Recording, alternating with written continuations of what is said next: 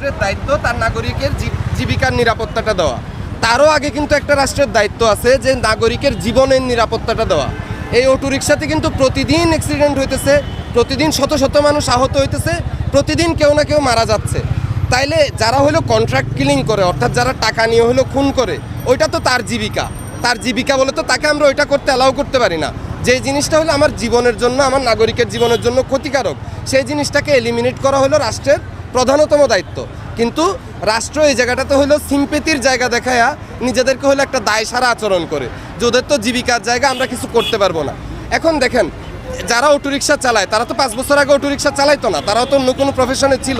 অর্থাৎ এই ইনকামের স্ট্রিমটা যদি বন্ধ হয়ে যায়, তারা আবারও তাদের ইনকামের স্ট্রিমটাকে শিফট করতে পারবেন। এবং এই দায়টা তো আমরা যারা রাস্তায় ভুক্তভোগী, বা আমরা যারা বাইকাররা এখানে এসেছেন, যারা কার চালকরা এখানে এসেছেন, তাদের তো দায়িত্ব না তাদেরকে পুনর্বাসন করাটা। তাদের দায়িত্ব হলো আমরা কিভাবে রাস্তায় নিরাপদে চলবো, সেটার দাবিটা আমাদেরকে রাষ্ট্রকে জানানো। এই জায়গাটা রাষ্ট্রকে ভাবা লাগবে যে কিভাবে করে তাদেরকে পুনর্বাসন করবে। এই প্রশ্নটা রাষ্ট্রের আমাদেরকে করার কথা না, আমাদের রাষ্ট্রকে করার কথা।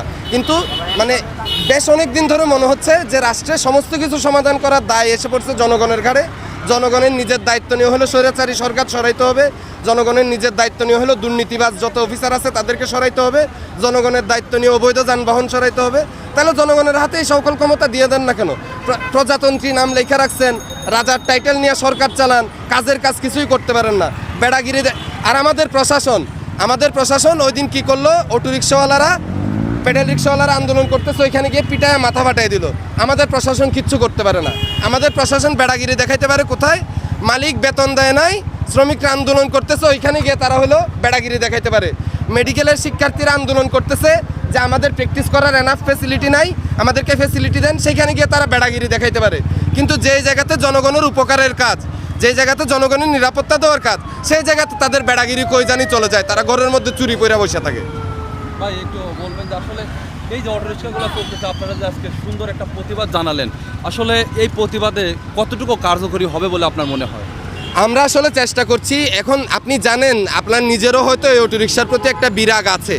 দেখেন, এই অটোরিক্সাগুলো কিন্তু বৈজ্ঞানিক কোনো নকশা মেনে বানানো হয় নাই, যে কারণে এটার কন্ট্রোলিং বলেন বা ব্রেকিং সিস্টেম বলেন খুবই খারাপ। সবচেয়ে ভয়ানক যেটা, সেটা হলো যে এটার ভর কেন্দ্রটা মাঝখানে থাকে না, এটার ভর কেন্দ্রটা যে কোনো জায়গায় হইতে পারে, যেই কারণে একটা টোকা লাগলেও এই অটোরিক্সা উল্টে যাবে গতিতে থাকলে। এখন জিনিসটা দেখেন, এটার প্রভাব আসলে সরকার তো আগেও একাধিকবার নিষিদ্ধের কথা বলছে, এটা প্রয়োগ করার দায়িত্ব তো আসলে আমাদের না, প্রয়োগ করার দায়িত্ব হলো পুলিশ প্রশাসনের। তারা কি করে? তারা বলে অটোরিক্সা নিষিদ্ধ, দুপুরবেলা ধরে সারাদিন ধরে রাখে, সন্ধ্যাবেলা রেকার বিল নিয়ে ছেড়ে দেয়। সরকার যদি একটা সমন্বিত পরিকল্পনার মাধ্যমে এগুলোকে এলিমিনেট করতে না পারে, তারা যেটা বলেছিল যে ফেজ আউট করবে, সেইটা অ্যাটলিস্ট করুক। তারা যে যন্ত্রাংশগুলো আমদানি হচ্ছে, সেই যন্ত্রাংশ আমদানিটা বন্ধ করুক। যে অটোরিক্সাগুলো তৈরি হচ্ছে, যেসব জায়গায় তৈরি হচ্ছে, এগুলো তো লুকিয়ে তৈরি হচ্ছে না, ওপেনলি তৈরি হচ্ছে, ওপেনলি বিক্রি হচ্ছে। এই তৈরি করা বিক্রি করাটা বন্ধ করুক। যেগুলো রাস্তায় আছে এগুলো চলুক না, যন্ত্রাংশ না পাইলে এগুলো কয়দিন মেরামত করবে, তারা কয়দিন জোড়াতালি দিয়ে চালাবে? এগুলো তো অকার্যকর হয়ে পড়বে, ফেজ আউট তো হবেই।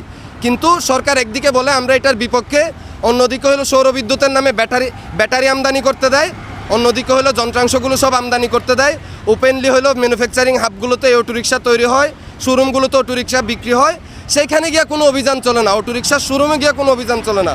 অভিযান চলে হলো যে গরিব মানুষটা অটোরিক্সা কিনছে, একটু আরামে আমি ঘুরবো, বাতাস খাবো, টাকা কামাবো, তার রিক্সাটা ধরে নিয়ে যায়। কিন্তু আপনার এই কথার উপরে একটু ব্যতিক্রম প্রসঙ্গে যায়, আমি কিছু রিক্সাওয়ালাদের ইন্টারভিউ নিয়েছি, তারা কিন্তু বলেছেন যে এই অটোরিক্সা অনেক সার্জেন্ট 20টা 30টা বানিয়ে ভাড়া দিয়েছে, অনেক সার্জেন্ট নাকি এই কাজগুলো। আচ্ছা, আমি আপনি কীভাবে দেখেন? এখন এখানে দেখেন, এই অটোরিক্সাতে কিন্তু যারা চালক আর কি, তারা মালিক এরকম খুব কমই আছে। মেনলি যারা গ্যারেজ চালায় বা বড় বড় যারা ব্যবসায়ী, তারা হলো অনেকগুলো করে 30-40টা করে রিক্সা কিনে একটা গ্যারেজ বানায়। সেই গ্যারেজ থেকে হলো সে দৈনিক ভাড়া দিয়ে এই মানুষগুলোকে দিয়ে কিন্তু খাটায়। এই মানুষগুলো দৈনিক আয় কিন্তু 400-500 টাকার বেশি যায় না। তো এখন দেখেন যে এইখানে যে গরিবীর আসলে প্রশ্নটা তোলা হয়, এই মানুষগুলো তো আগে ক্ষেত মজুর হিসেবে কাজ করতে, এখন রিক্সা মজুর হিসেবে কাজ করতেছে। তাহলে রিক্সাটা এলিমিনেট হলে তারা অন্য কোথাও মজুর হিসেবে কাজ করবে, বা তাদেরকে সরকার কোনো একটা স্কিলফুল কাজ শেখাক না, একটা দক্ষ জনশক্তি তৈরি করুক না। আমরা তো এটাই চাই যে দেশটা সামনের দিকে আগায় যাক। অটো রিক্সা চালায় তো দেশ সামনের দিকে আগাবে না ভাই। এখন সর্বশেষ আপনার কাছ থেকে জানতে চাই সেটা হলো আমরা বরাবরই দেখে এসেছি যে আমাদের বাংলাদেশে বিদ্যুতের প্রচুর ঘাটতি রয়েছে। আসলে এই অটোরিক্সার কারণে মানে নতুন করে আবার বিদ্যুতের কোনো ঘাটতি দেখা দেবে কিনা আপনার কি মনে হয়?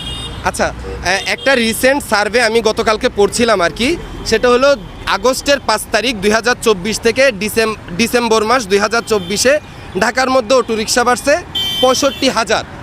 এবার চিন্তা করেন এই 65,000 অটোরিক্সাগুলোকে নিত্যদিন চার্জ হচ্ছে, তাহলে আমার যে ক্যাপাসিটি সেই ক্যাপাসিটির একটা বিশাল অংশ কিন্তু এই অটোরিক্সাগুলো চার্জ করতে চলে যাচ্ছে।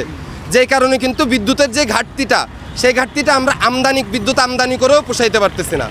যেই কারণে আপনি আসলে দেখেন যে এই অটোরিক্সাগুলো বন্ধ হলে এই চার্জিংয়ের সমস্যাটা তো কমবে, ওই দিকে তো কনজিউম হওয়াটা কমবে, তখন আসলে জনতাকে আপনি বেশি সার্ভিস দিতে পারবেন বিদ্যুতের। এটা হলো সাদা বাস্তবতা, এটা আসলে কোনো জটিল সমীকরণের মধ্যে দিয়ে বোঝার কিছু নাই। সর্বশেষ অটোরিক্সা আসলে আমাদের সমাজটাকে নষ্ট করছে, দূষিত করছে। আসলে এটা অতি দ্রুত এটা আমাদের মানে দূর করা দরকার বলে আপনি মনে করেন? সো এটা আসলে সরকারের কাছে আপনি কতটুকু আশাবাদী যে দ্রুত আমাদের এই বিশেষ করে ঢাকার শহর থেকে অটোরিক্সা চিরবিদায় হবে? আচ্ছা, এই আমাদের এখন বর্তমান যে অন্তর্বর্তীকালীন সরকার আছে, এটা তো আসলে কোনো রাজনৈতিক সরকার না। যেই কারণে যে অটোরিক্সা গ্যারেজগুলো যারা চালায়, যারা রাজনৈতিক নেতাদের মিছিলের লোক সাপ্লাই দেয়, এই দায়বদ্ধতা তো আসলে এদের নাই, এই সরকারের নাই। তাই আমরা এই সরকারের কাছে আসলে প্রচণ্ড আশাবাদী। তারা যদি একটা সমন্বিত পরিকল্পনার মাধ্যমে এই উদ্যোগটা নেয় এবং তারা তাদের অন্তরে সাফ থাকে যে আমরা এই সমস্যাটার সমাধান করতে চাই, আমরা মনে করি এই সরকারের সেই সক্ষমতা আছে, তারা এই ঝামেলা থেকে নগরবাসীকে মুক্ত করতে পারে।